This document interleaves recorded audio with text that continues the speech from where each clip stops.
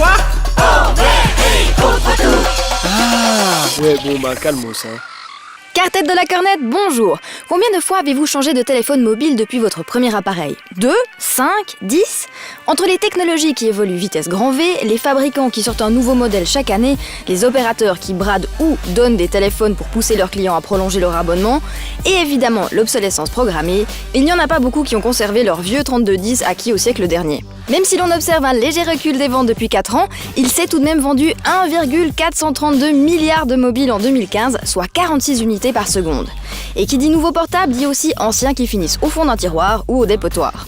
Ainsi, d'après une estimation du cabinet ABI Search, il se jette 720 millions de portables par an, ce qui représente un immense gaspillage de ressources et nous donne furieusement envie de réhabiliter le pigeon voyageur.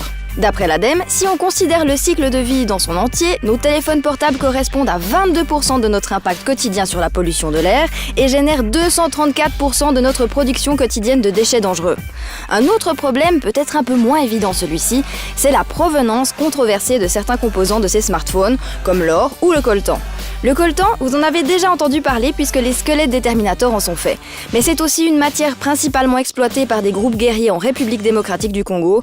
Du coup, en exagérant un poil, acheter un téléphone qui en contient, c'est une manière de financer le conflit. La question est, existe-t-il un téléphone portable qui respecte un tantinet la planète et ne fait pas de nous des mécènes pour criminels de guerre ? Oui, et c'est le Fairphone, un smartphone qui essaye au possible de limiter son impact écologique en favorisant les matériaux les plus éthiques possibles, même si la tâche s'avère très compliquée et que toutes les solutions ne sont pas encore trouvées. Ces appareils, produits par une entreprise néerlandaise, sont conçus pour être recyclés et réparés plus facilement, grâce à leurs éléments amovibles et peu coûteux.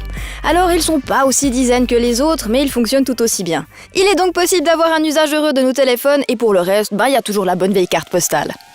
On n'a qu'une planète, hein, va falloir faire avec, ok?